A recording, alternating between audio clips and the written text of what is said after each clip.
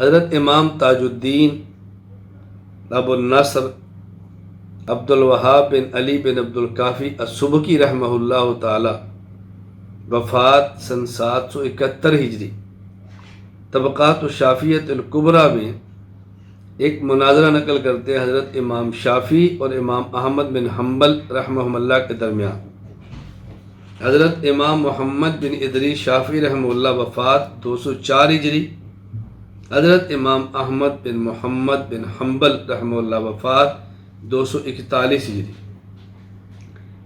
حضرت امام احمد بن حنبل رحمہ اللہ کا موقف یہ ہے کہ تارک الصلاۃ متعمدن کافر ہوتا ہے۔ جان بوجھ کر انسان نماز چھوڑے تو دائرہ اسلام سے نکل جاتا ہے۔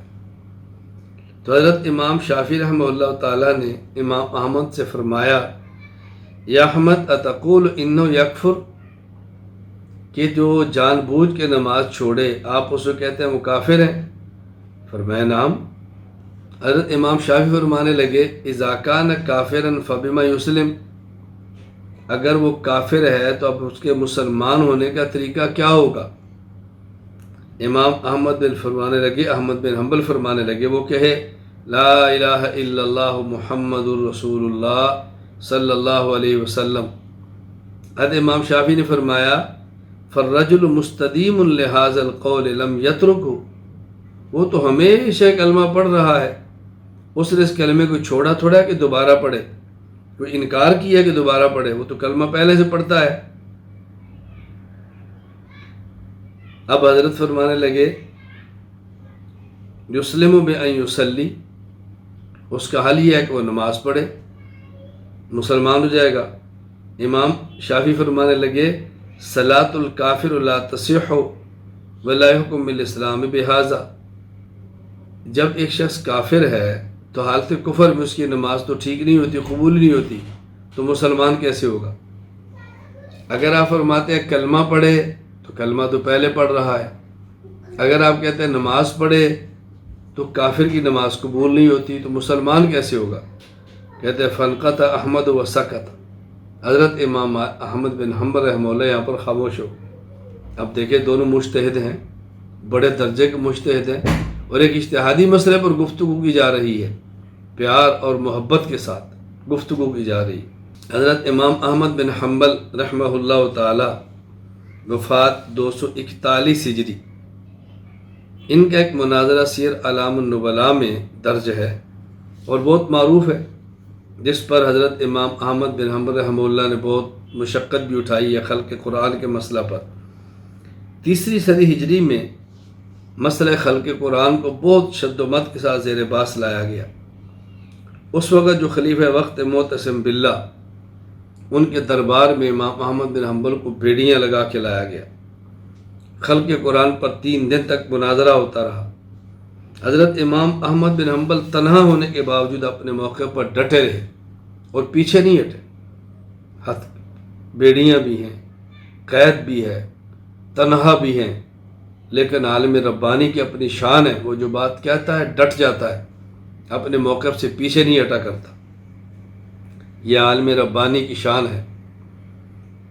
حضرت امام احمد بن حنبل رحمہ اللہ تعالی، سبحان اللہ، جب امام احمد بن حنبل رحمہ اللہ گفتگو ہوئی ہے تو علامہ شمس الدین ذہبی رحمہ اللہ وفات سن 748 ہجری سیر اعلام النبلاء میں نقل کرتے ہیں، اس وقت خلیفہ نے کہا ناظروہ وکلموہ، یا عبد الرحمن کلمو، سب سے پہلے ایک عالم تھے عبد الرحمن نام تھا، امام احمد سے گفتگو کرو۔ تو انہوں نے سوال کیا، ما تقول فی القرآن، قرآن کے بارے میں آپ کیا کہتے ہیں؟ مخلوق ہے یا مخلوق نہیں؟ حضرت امام احمد بن حنبل نے فوراً فرمایا،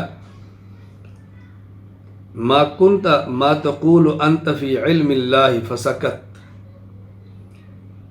اللہ تعالیٰ کا جو علم ہے اس کے بارے میں تم کیا کہتے ہو؟ اللہ تعالیٰ کے علم کے بارے میں کیا کہتے ہو؟ خاموش ہو گیا۔ یعنی گویا حضرت امام احمد بن حنبل رحمہ اللہ تعالیٰ نے الزامی گفتگو فرمائی، ما تقول فی علم اللہ تعالیٰ، اب ظاہر ہے اللہ کا علم اللہ کا صفت ہے، اس کو تو مخلوق کہہ نہیں سکتا تھا، اور قرآن بھی اللہ کا علم ہے، تو یوں الزامی بات کی۔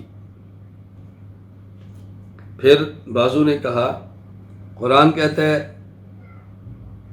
اللہ تعالیٰ ہر چیز کے بارے میں خالق کل شیء ہے، اور قرآن الیس شیء، قرآن بھی شے ہے۔ جب اللہ ہر چیز کے خالق ہیں، قرآن بھی چیز ہے، تو قرآن مخلوق ہوا۔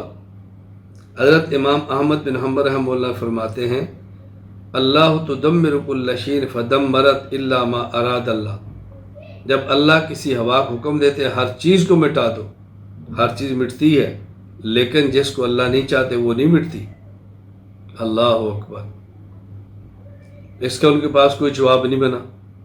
پھر ایک اور دلیل پیش کی، کہتے ہیں قرآن کہتے ہیں ما یاتیہم من ذکر من ربہم محدث افیکون محدث الا مخلوقا، قرآن کریم کے ما یاتیہم من ذکر من رب محدث، کہ ہر نیا ذکر اللہ کی طرف سے آتا ہے، تو جو نیا ہوگا وہ پیدا ہوگا تبھی تو نیا ہوگا، تو قرآن کریم کو ذکر کہا جا رہا ہے۔ حضرت امام صاحب فرمانے لگے صاد والقرآن ذی ذکر فالذکر هو القرآن وتلک لیس فیہا الف ولا ہم، فرمایا جو تم نے آیت پڑھی اس میں ہے ما یاتیہم من ذکر، والف لام نہیں ہے، اور قرآن کریم کو اللہ تعالیٰ فرماتا ہے ذی ذکر الف لام کے ساتھ، تو قرآن الذکر الف لام ہے، اور جو تم نے پڑھا من ذکر الف لام نہیں ہے، ان سے پھر جواب نہیں بنا۔ اللہ اکبر۔ تو ایک شخص نے کہا جی حدیث پاک میں ان اللہ خلق الذکر، یہاں تو الف لام بھی ہے، اللہ تعالیٰ نے الذکر کو پیدا کیا، تو پھر الذکر مخلوق ہوا، اور قرآن الذکر ہے تو مخلوق ہوگا۔ امام احمد بن حنبل فرمانے لگے ھذا خطأ حدثنا غیر واحد ان اللہ کتب الذکر، یہ بات تم غلط کہتے ہو، مجھ پر حدیث مبارک کئی ایک راویوں کے واسطہ سے پہنچی ہے، کئی ایک محدثین نے پہنچائی ہے، اور کہتے ہیں ان اللہ کتب الذکر، خلق نہیں کتب کا لفظ ہے، الذکر کو لکھا گیا ہے، کتب الذکر۔ تو گفتگو دلائل سے چلتی رہی، بے بس ہو گئی۔ امام احمد بار بار یہ فرماتے یا امیر المومنین اعطونی شیئا من کتاب اللہ او سنت رسول اللہ صلی اللہ علیہ وسلم حتی اقول بھی، کتاب اللہ کو لاؤ، سنت کو لاؤ، دلیل کو لاؤ، میں پھر بات آپ کی قبول کروں گا۔